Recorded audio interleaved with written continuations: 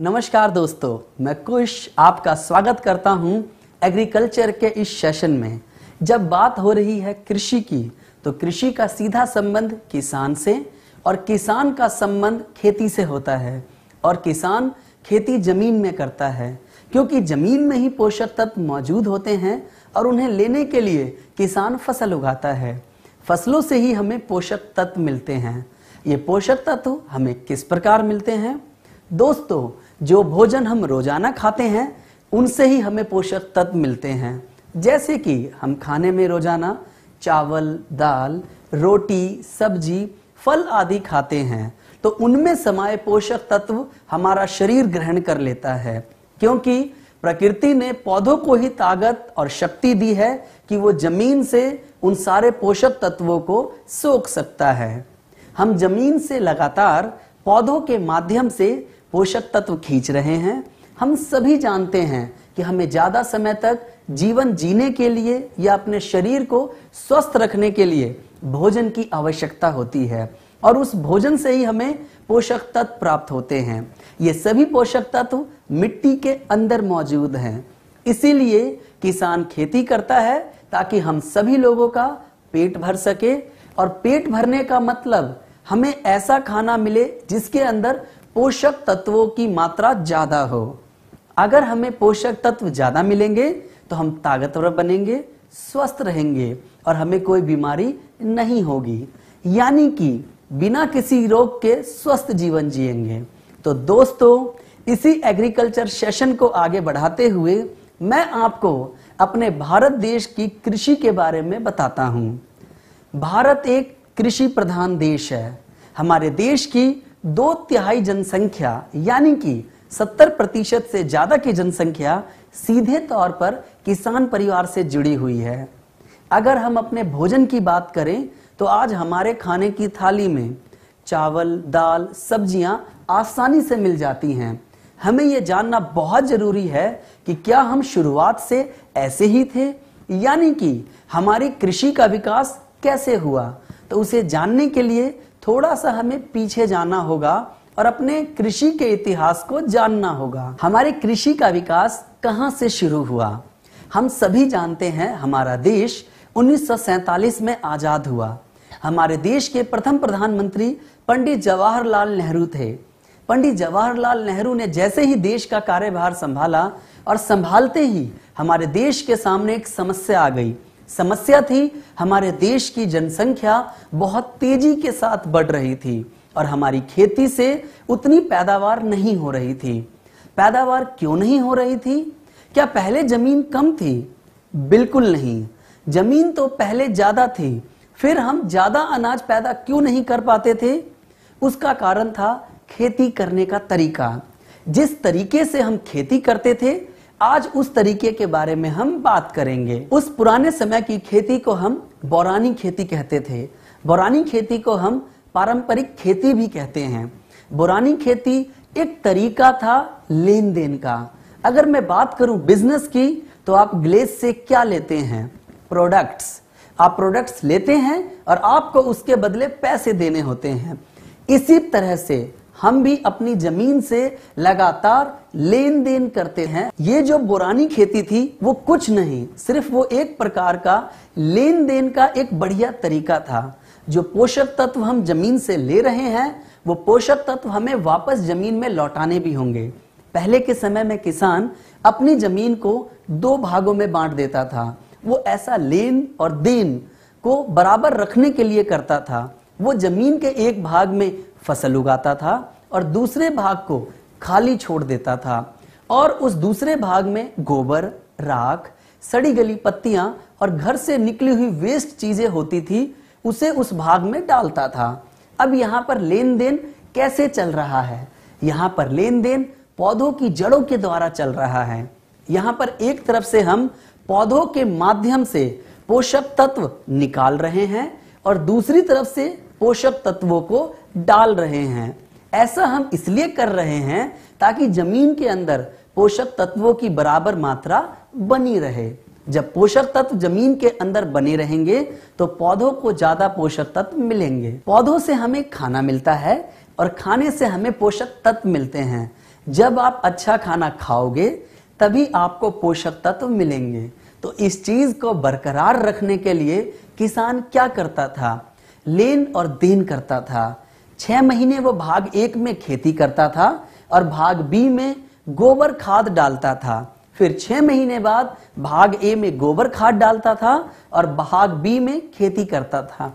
लेकिन इससे हमें नुकसान ये होता था कि हमारी पैदावार पूरी नहीं हो पाती थी। अगर हम दोनों भागों में पैदावार करें तो पैदावार ज्यादा होगी।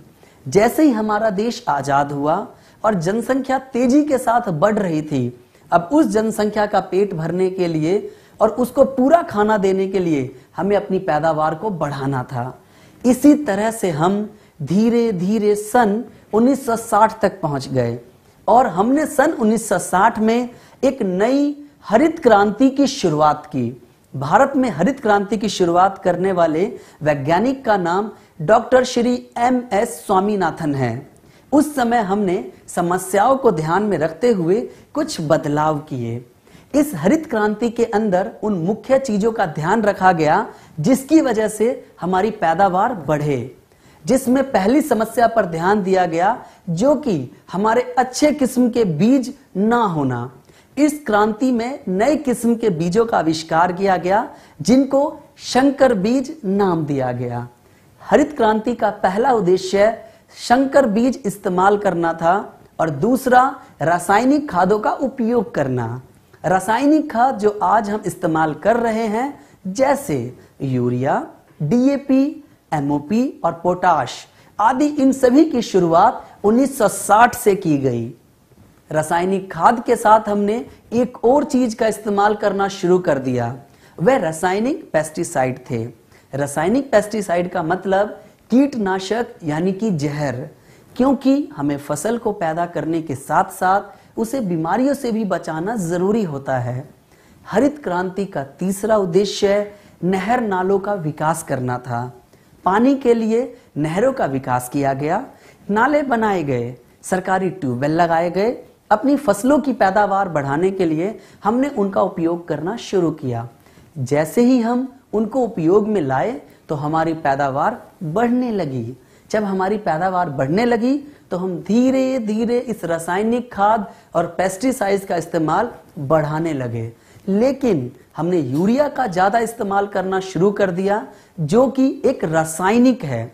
DAP, MOP आदि चीजों का इस्तेमाल करना शुरू कर दिया और धीरे धीरे आज हमने उसकी मात्रा इतनी बढ़ा दी कि एक ही केमिकल का बार बार इस्तेमाल करने से जमीन के पोषक तत्वों की कमी होने लगी है। ये समस्या शायद हमारे किसानों को पूरा ज्ञान न मिल पाने की वजह से आई। उन्होंने ज्यादा पैदावार के लालच में इसका ज्यादा उपयोग करना शुरू कर दिया। अब उसका असर हमारी जमीन पर दिखने लगा। केमिकल के ज्यादा प्रयोग के कारण जमीन पर असर पड़ने लगा और हमें बीमारियां लगने लगी। हमें बीमारियां क्यों लगने लगी?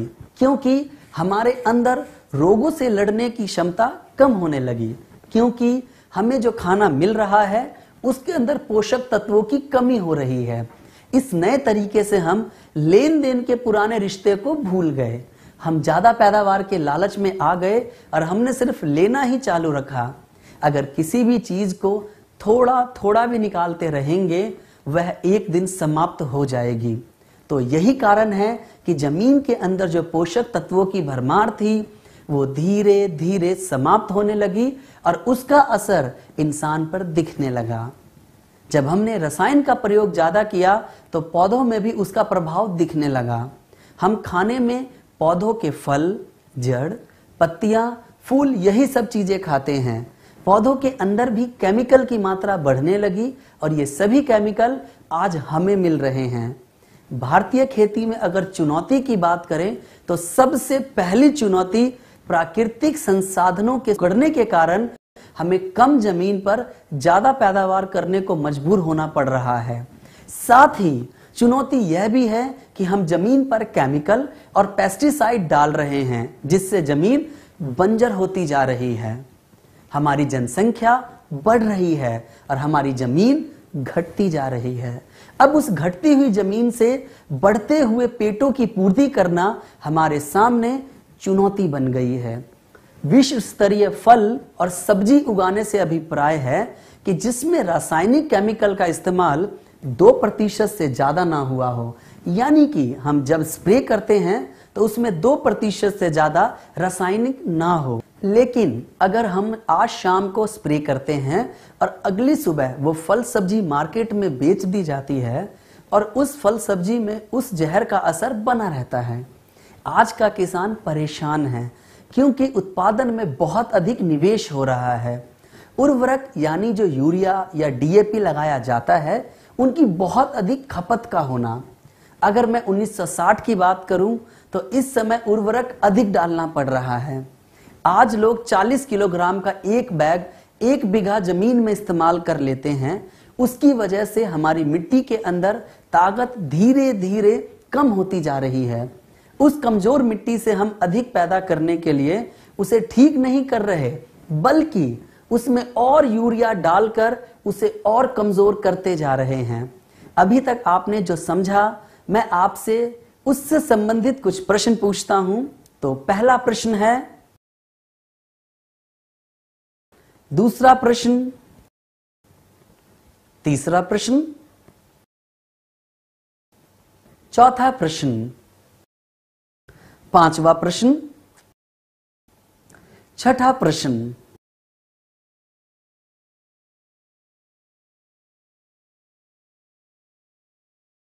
किसान की अगली परेशानी है फसलों में रोगों का ज्यादा होना।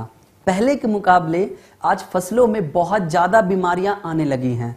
उदाहरण के लिए कपास यानी कि रुई के अंदर इतना कीड़ा लगने लगा है, किसान उसको रोकने के लिए केमिकल इस्तेमाल करते हैं।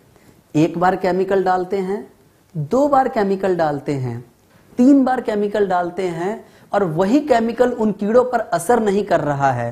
अब इस समस्या का हल कहां से मिलेगा? कैसे उस फसल को कीड़ों से बचाया जा सके? क्या लगातार केमिकल की मात्रा को बढ़ाते रहना चाहिए? क्या इसका कोई समाधान है? जी हां, हमारे गैल्वे कृषम के बायो प्रोडक्ट से इसका समाधान संभव है। अगली परेशानी है मिट्टी के अंदर नमी का कम होना। हमारे किसान के सबसे अच्छे मित्र केचुए का कम हो जाना। केचुआ मिट्टी को ऊपर नीचे यानी कि भुरभुरा बनाता है। ये मिट्टी के अंदर नली बना देता है। ये एक तरफ से अंदर जाता है और दूसरी तरफ से बाहर निकल आता है। जब मिट्टी के अंदर छोटी छोटी नलियां बन जाती हैं तो उसके द्वारा हमारी जमीन में हवा, सूर्य की रोशनी जाती है और पानी भी गहराई तक जाता है। हमने जमीन पर इतना ज्यादा केमिकल इस्तेमाल किया जिससे कि वे केचुए मर गए। अब वो नलियां बननी बंद हो गई क्योंकि उन्हें बनाने वाला ही नहीं है। अब जब वो छोटे छोटे छेद नहीं बनते जिससे पानी अंदर नहीं जा पाता, अब पानी जल्दी भाप बनकर उड़ जाता है। इसीलिए जमीन के अंदर नमी ज्यादा दिनों तक नहीं रहती है। इसीलिए किसान को बार बार जमीन में पानी देना पड़ता है। अब 50 साल बाद हमारी समझ में आया, अगर हम इसी तरीके से खेती करते रहे तो आने वाले समय में हमारी जमीनें बंजर होंगी जिसमें हम पैदावार नहीं कर सकेंगे। तो क्या इसको सुधारा जा सकता है? जी हां, सुधारा जा सकता है गैल्वे कृषम के बायो प्रोडक्ट से। मृदा की स्वास्थ्य गुणवत्ता का कम होना किसानों की अगली परेशानी है। स्वस्थ मिट्टी का पीएच मान 6.5 से 7 के बीच में होता है। ऐसी मिट्टी को हम उदासीन मिट्टी कहते हैं। आज हमारी मिट्टी का पीएच मान या तो 6.5 से नीचे जा रहा है या फिर 7 से ऊपर जा रहा है। अगर ये नीचे जाएगा तो मिट्टी अम्लीय हो जाएगी और अगर इससे ऊपर जाएगा तो क्षारीय मिट्टी हो जाएगी। दोनों ही रूप में ऐसी मिट्टी को हम बंजर मिट्टी कहते हैं। ये ज्यादा मात्रा में रासायनिक उर्वरक, पेस्टिसाइड डालने से हो रहा है। उदाहरण, आप लोग सब्जी बनाते हैं, सब्जी में नमक डालते हैं। अगर वो नमक ज्यादा हो जाए तो क्या होगा? सब्जी बेस्वाद हो जाएगी। और अगर उस सब्जी में नमक कम हो जाए तो क्या होगा? तब भी सब्जी बेस्वाद हो जाएगी। इसी प्रकार मिट्टी का भी पीएच मान सामान्य रहना जरूरी होता है। अगर मिट्टी का पीएच मान सही रहेगा और केमिकल की मात्रा कम रहेगी तो उसके साथ साथ लाखों करोड़ों मित्र जीवाणु थे जो कि किसान के लिए मुफ्त में काम करते रहते थे, लेकिन आज वो काम नहीं करते हैं, जिनका काम सिर्फ मिट्टी को उपजाऊ बनाना, मिट्टी को नम बनाना और मिट्टी की प्राकृतिक क्रियाओं को चलाते रहना था। लेकिन हमने उन्हें केमिकल डालकर नष्ट कर दिया। अगर हम मिट्टी को वो पुरानी ताकत फिर से देना चाहते हैं तो हमें उनको फिर से मिट्टी में वापस लेकर आना होगा। तो क्या उनको वापस अपनी मिट्टी में लाना संभव है? बिल्कुल संभव है, गैल्वे कृषम के बायो प्रोडक्ट्स के साथ। आगे हम केमिकल के बुरे प्रभावों के बारे में बात करते हैं। गेहूं की फसल की बात करें तो अगर किसान स्प्रे कर रहा है तो उसे पौधों में सबसे ज्यादा गेहूं के दाने चाहिए। वो सबसे ज्यादा स्प्रे गेहूं के दाने पर करेगा और इंसान ही उस गेहूं को खाने में सबसे ज्यादा इस्तेमाल करते हैं और सबसे ज्यादा जहर इंसान के अंदर जाएगा। उस फसल से जो भूसा तैयार होता है, उस भूसे का इस्तेमाल जानवरों को चारा खिलाने में किया जाता है। हमें पालतू जानवरों से दूध मिलता है और उस दूध में तो केमिकल है क्योंकि हमने ही केमिकल मिले भूसे को जानवरों को खिलाया है। कुल मिलाकर देखा जाए तो केमिकल किसी न किसी रूप में हमारे अंदर पहुंच ही जाता है और बचा हुआ केमिकल मिट्टी में मिल जाता है और मिट्टी में मिला हुआ केमिकल भी घुलकर पानी में पहुंच जाता है। पानी के अंदर जो छोटे छोटे जीव हैं जैसे मेढक, मछली आदि कई जीव इसके संपर्क में आते हैं तो ये केमिकल इनके अंदर चला जाता है और उस छोटे जीव को जो भी पक्षी या कोई अन्य जंतु ग्रहण करता है तो उसके अंदर भी ये केमिकल चला जाता है। इन केमिकल को परसिस्टिंग केमिकल कहते हैं, यानी कि पीढ़ी एकांतरण केमिकल। ऐसे केमिकल जो कि एक से दूसरे में, दूसरे से तीसरे में, तीसरे से चौथे में और लगातार आगे बढ़ते रहते हैं। अगर हम डीडीटी की बात करें तो एक बार मिट्टी में इस्तेमाल करने से अगले आने वाले 20 सालों तक इसका असर मिट्टी के अंदर बरकरार रहेगा। इस चक्र को गैल्वे कृषम के प्रोडक्ट के द्वारा तोड़ा जा सकता है। हम गैल्वे कृषम के प्रोडक्ट का अगर इस्तेमाल करना शुरू करें तो यह चक्र अपने आप ठीक हो जाएगा। आज जो हम इतना सारा केमिकल जो कि दूध, पानी और खाने से ले रहे हैं तो हमारा आने वाला भविष्य भी केमिकल युक्त होगा। दोस्तों, आज का समय अगर हम देखें तो छोटी सी उम्र में ही हमें चश्मे लग जाते हैं, बाल पक जाते हैं और छोटे छोटे बच्चों को किडनी और दिल की परेशानी हो जाती है, अपंगता आने लगी है क्योंकि उन्होंने जो खाना खाया है उसके अंदर पूरे पोषक तत्व नहीं हैं। क्या इसको दूर किया जा सकता है? बिल्कुल दोस्तों, किया जा सकता है और इसका तरीका है गैल्वे कृषम के बायो प्रोडक्ट से। अगर हम गैल्वे कृषम के बायो प्रोडक्ट का इस्तेमाल करें जो हानिकारक केमिकल रहित है तो अपने भविष्य को सुधारने के लिए हमें अपनी खेती को भी बदलना होगा और आज ही रासायनिक खेती को छोड़कर हमें नई किस्म की खेती पर आना होगा। उस खेती का नाम जैविक खेती है और अगर दूसरे शब्दों में कहें तो गैल्वे कृषम की खेती। जैविक खेती उस खेती को कहते हैं जिसमें हानिकारक रासायनिक केमिकल का प्रयोग ना किया जाए तथा मित्र जीवाणुओं और प्राकृतिक उर्वरक के साथ जो खेती की जाए उस विधि को हम जैविक खेती कहते हैं। तो इस मौके का फायदा हमें कहां से उठाना चाहिए? Glaze trading India private limited के कृषम प्रोडक्ट से। दोस्तों, अब हम फसलों में आने वाली सामान्य बीमारियों की बात करते हैं। बीमारी का सिर्फ एक ही मतलब होता है और वो है नुकसान। इसी तरह से किसी फसल के अंदर कोई बीमारी लग जाए तो फसल में पौधों को नुकसान, पैदावार का नुकसान तथा किसान को पैसे का नुकसान और उसने जो लागत लगाई उसका भी नुकसान होता है। तो अगर फसल में कोई बीमारी लगती है तो उसे किसान को नुकसान ही होता है। पौधों में बीमारी भी पैदा करने वाला कोई जीव होता है जिसका नाम रोग कारक है। रोग का मतलब होता है बीमारी और कारक का मतलब करने वाला। रोग कारक कहाँ रहता है तो मैं आपको बताता हूं। ये रोग कारक आपको 3 जगह पर मिलेगा। पहला हवा में, दूसरा पानी में और तीसरा मिट्टी में मिलेगा।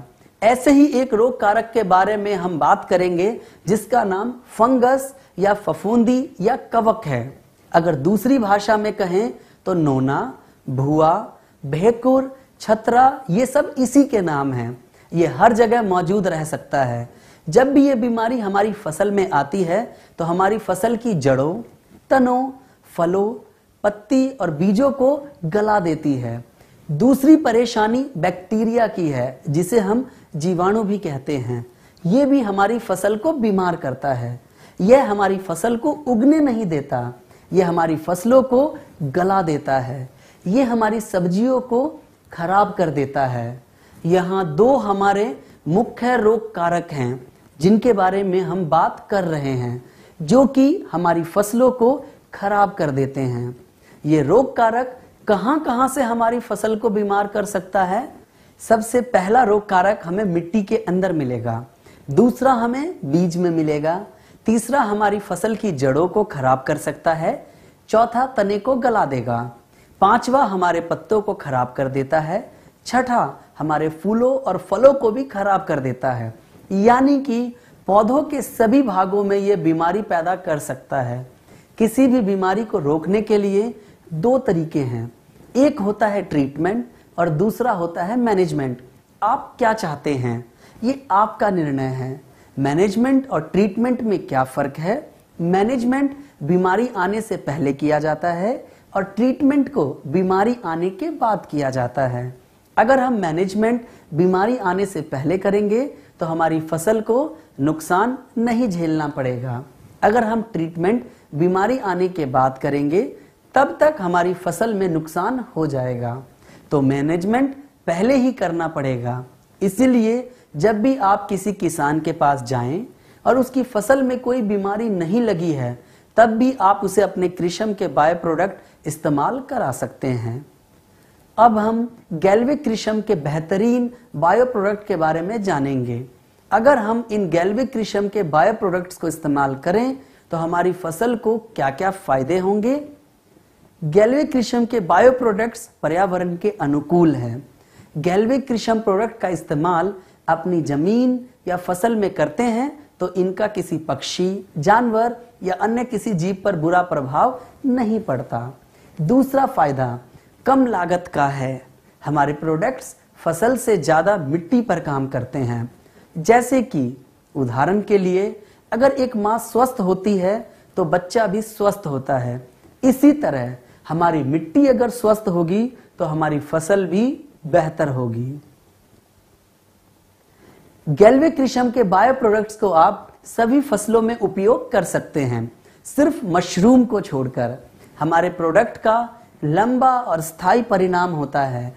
यानी कि हम अपने प्रोडक्ट्स को जब भी अपनी फसल में इस्तेमाल करते हैं तो उसका रिजल्ट घटता नहीं बल्कि धीरे धीरे बढ़ता है, क्योंकि ये जो छोटे छोटे जीव हैं जो हमारे प्रोडक्ट में मौजूद हैं वो धीरे धीरे करके अपनी संख्या को बढ़ाते हैं।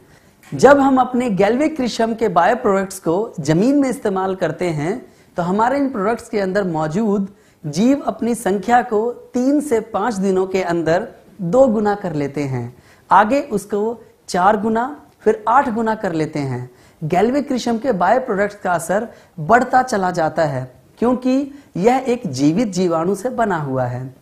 आप गैल्विक कृषम के बायो प्रोडक्ट्स को देखेंगे तो उस पर कोई भी खतरनाक जहर वाला निशान मौजूद नहीं है। इसका मतलब इसके अंदर किसी भी प्रकार का कोई हानिकारक जहर इस्तेमाल नहीं किया गया है। गैल्विक कृषम के बायो प्रोडक्ट्स नोका सर्टिफाइड है। नोका सर्टिफाइड का मतलब है नेचुरल ऑर्गेनिक सर्टिफिकेशन एग्रो, यानी कि हमारे जो प्रोडक्ट्स हैं वो ऑर्गेनिक सर्टिफाइड हैं। गैल्विक कृषम के जो बायो प्रोडक्ट्स हैं वो सालों साल तक प्रभावी हैं। अगर हम उसको लगातार इस्तेमाल करते हैं तो एक छमाही के बाद दूसरे छमाही में उसका प्रभाव लगातार बढ़ता जाता है।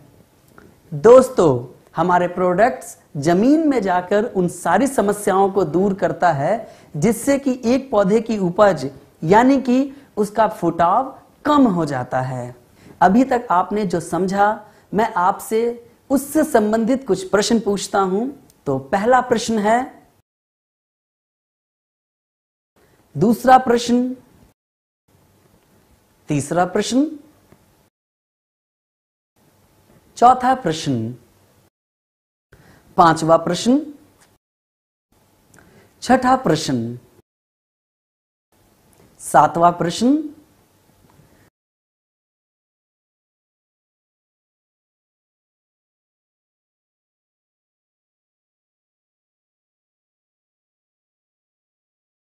गैल्वेक्रिशम का पहला प्रोडक्ट जी डर्मा प्लस एक्सट्रीम कंट्रोल है। यह एक बेहतरीन प्रोडक्ट है जो कि 1 लीटर की बोतल में मौजूद है और यह फफूंदी की बीमारी को रोकने में सहायक है। जी डर्मा प्लस खुद भी एक शक्तिशाली फफूंदी से बना हुआ है। जी डर्मा प्लस यानी कि ट्राइकोडर्मा के फायदे के बारे में बात करें, हमारा ट्राइकोडर्मा एक प्रबल परजीवी है और एक शक्तिशाली फफूंदी है जो कि दूसरी फफूंदी जो बीमारी पैदा करती है उसका नाश करने में सहायक है। ये कई तरह के रोगों की रोकथाम करने में सहायक है, जैसे कि जड़ का रोग, बीज का रोग, मिट्टी जनित रोग, पत्ते का रोग, फलों का रोग, इन सभी की रोकथाम में यह सहायक है।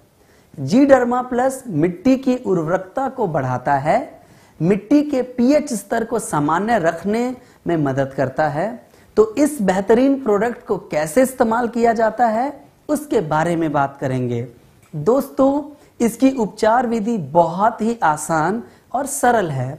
मैं आपको सबसे पहले बीज पौध के उपचार के बारे में बताता हूं। 10 मिलीलीटर जी डर्मा प्लस लेकर 1 लीटर पानी में घोलकर 1 किलोग्राम बीज को उसमें भिगो दें तथा उसे 30 मिनट तक भिगो कर रखें। इसके बाद उन बीजों को उसमें से निकाल लें और उसके बाद उसको छाया में सुखाएंगे। सुखाने के बाद अपनी जमीन में उसकी बुआई कर देंगे। बीज का आकार गेहूं या गेहूं से छोटा है तो हम पानी का इस्तेमाल नहीं करेंगे। मिर्च, प्याज, जीरा, गेहूं के बीज जैसे बीजों के अंदर हम पानी का इस्तेमाल नहीं करेंगे। उसके लिए सीधा हम 10 मिलीलीटर जी डर्मा प्लस लेंगे, 1 किलो बीज लेंगे और उसे मिला करके 30 मिनट तक रखेंगे। फिर उसको छाया में सुखाएंगे। छोटे छोटे टुकड़े जैसे गुलाब की टहनियां, गन्ने के टुकड़े, आम की टहनियों को हम कलम कहते हैं। चलिए दोस्तों, अब हम कलम सेट उपचार के बारे में बात करेंगे। इसके लिए 125 से 250 ml जी डर्मा प्लस लेंगे और 60 लीटर से 80 लीटर तक पानी लेंगे। उसको उसमें घोल लेंगे।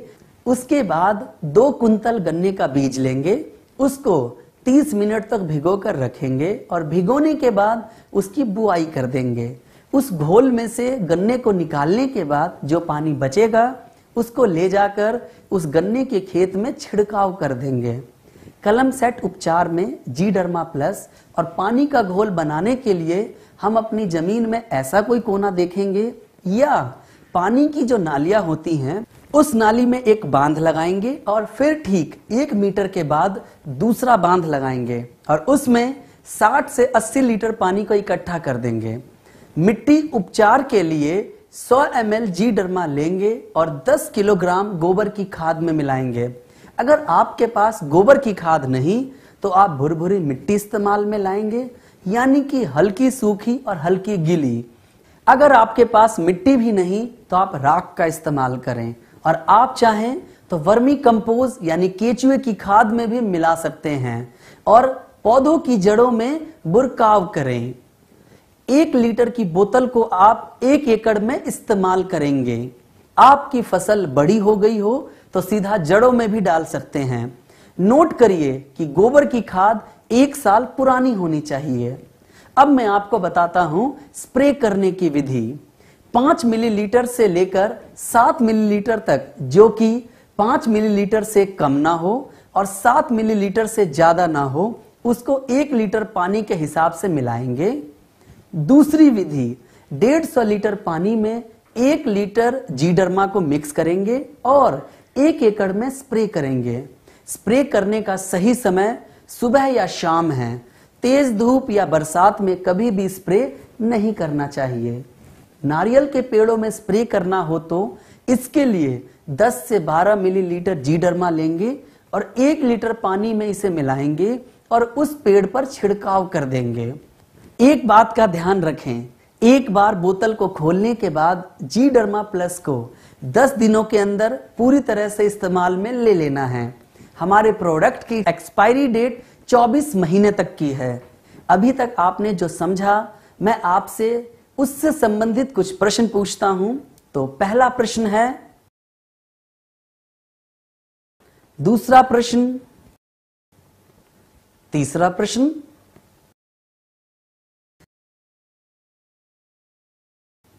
गैल्वे कृषम का दूसरा बेहतरीन प्रोडक्ट है जी सूडो प्लस एक्सट्रीम केयर। ये प्रोडक्ट हमारी फसल को बैक्टीरिया की वजह से होने वाली बीमारियों से बचाने में सहायक है। हमारा यह दूसरा प्रोडक्ट भी 1 लीटर की बोतल में आता है। ये शक्तिशाली बैक्टीरिया से मिलकर बनाया गया है और हमारी फसल को विभिन्न तरीके की बीमारियों में मिट्टी के अंदर बैक्टीरिया की वजह से होने वाले रोगों की रोकथाम में सहायक है।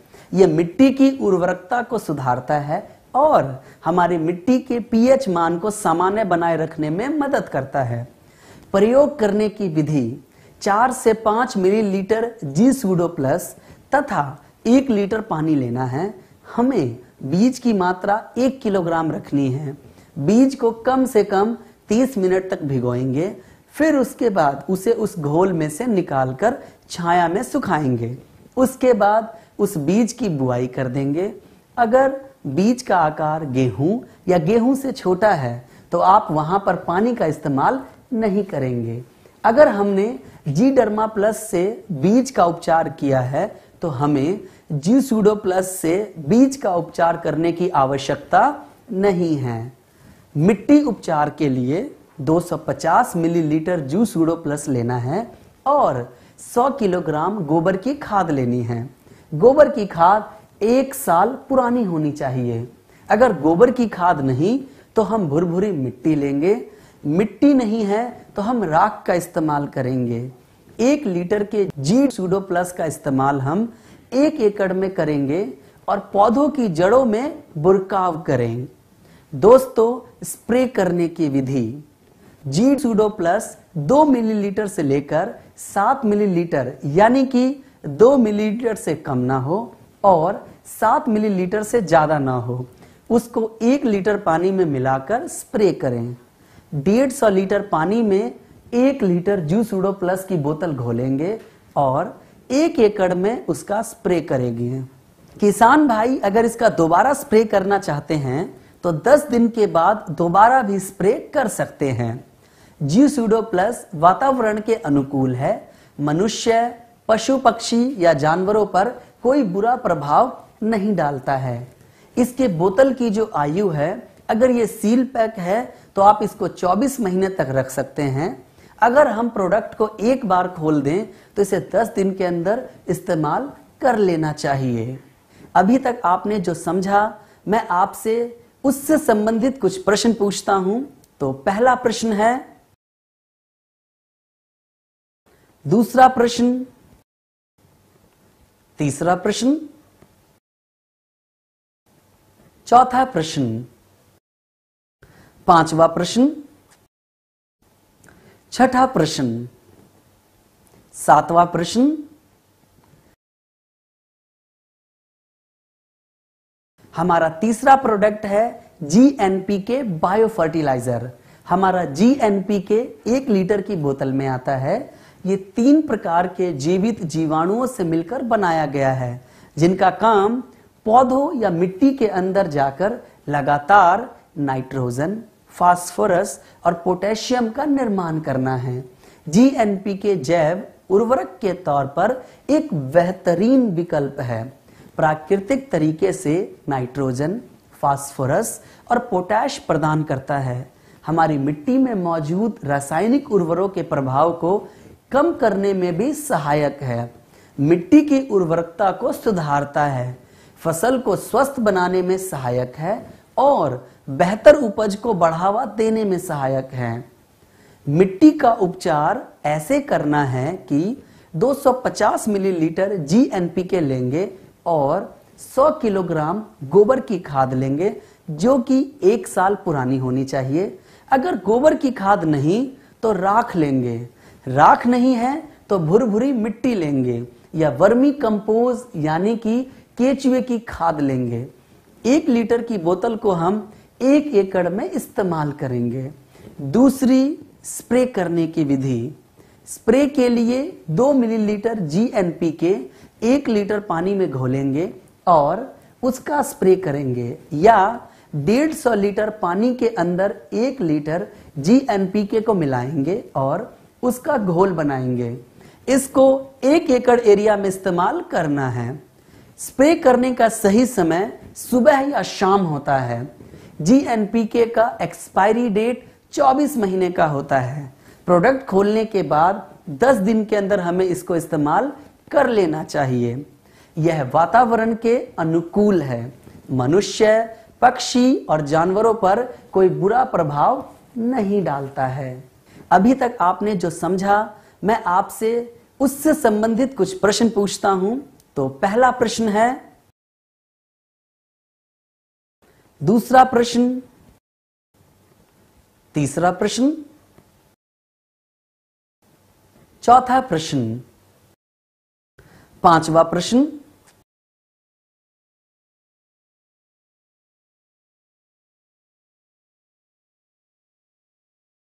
गैल्वेक्रिशम का अगला bio product GC extreme power है। यह प्रोडक्ट 10 किलोग्राम की एक बाल्टी में आता है जो कि दानेदार प्रोडक्ट है। GC पावर, जिसमें C का मतलब समुद्र और पावर का मतलब ताकत, यानी कि एक ऐसी ताकत जो कि समुद्र से निकाली गई है। यह प्रोडक्ट पूरी तरह से बायो है। इसमें किसी भी प्रकार का हानिकारक रासायनिक केमिकल इस्तेमाल नहीं किया गया है।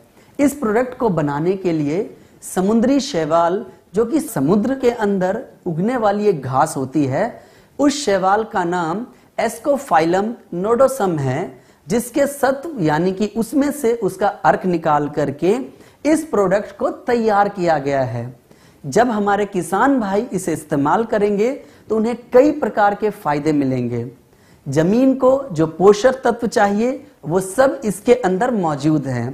पौधे के लिए आवश्यक पोषक तत्व और वृद्धि हार्मोन युक्त यानी कि पौधों को पोषक तत्व देता है और वृद्धि यानी कि पौधों की लंबाई में सहायक है। पौधों की जड़ों को शक्तिशाली बनाता है और उन्हें गहराई तक लेकर जाता है, जिससे कि हमारा पौधा गिरता नहीं है। मिट्टी की धारण क्षमता को बढ़ाता है, फसल को स्वस्थ बनाने में मदद करता है और बेहतर उपज में सहायक है। 10 किलोग्राम GC पावर की एक बाल्टी को आप 1 एकड़ भूमि में सिंचाई से पहले या सिंचाई के बाद इस्तेमाल करेंगे। आप इसका इस्तेमाल सुबह, दोपहर, शाम कभी भी कर सकते हैं। साथ ही आप इसको यूरिया, DAP केमिकल के साथ भी मिलाकर इस्तेमाल कर सकते हैं। बस ध्यान रखें, आपके खेतों में या जमीन में नमी होना जरूरी है। आप इसको अपनी फसल में 1 बार, 2 बार, 3 बार, 4 बार तक इस्तेमाल कर सकते हैं। आप इसको 24 महीने तक इस्तेमाल कर सकते हैं। खोलने के बाद भी आप इसको आराम से इस्तेमाल कर सकते हैं। अभी तक आपने जो समझा, मैं आपसे उससे संबंधित कुछ प्रश्न पूछता हूं। तो पहला प्रश्न है, दूसरा प्रश्न, तीसरा प्रश्न, चौथा प्रश्न, पांचवा प्रश्न, छठा प्रश्न।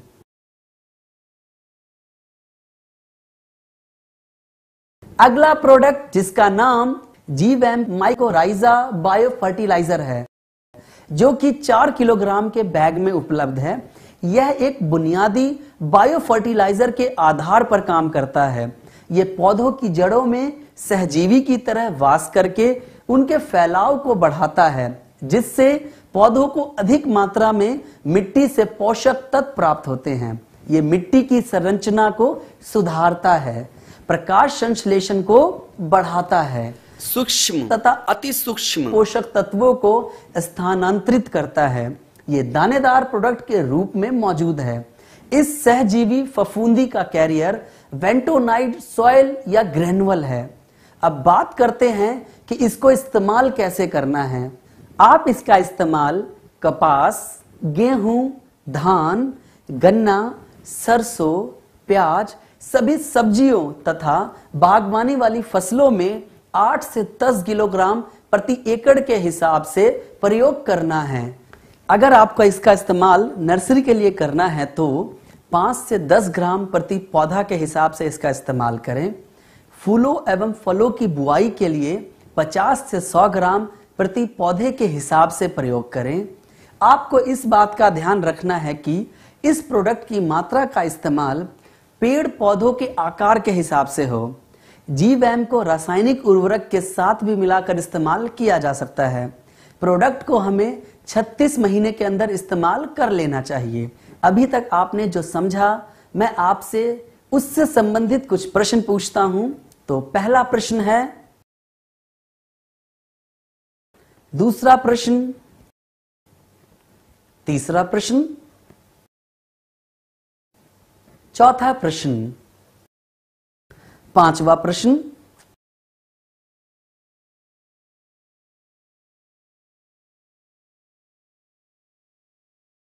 तो दोस्तों ये रहे हमारे गैल्वे कृषियम के 5 बेहतरीन प्रोडक्ट्स, जिनसे अगर किसान जैविक खेती करता है ये प्रोडक्ट उसके लिए फायदेमंद साबित होंगे। तो यहां पर दोस्तों आज का ये ट्रेनिंग सेशन खत्म होता है। धन्यवाद।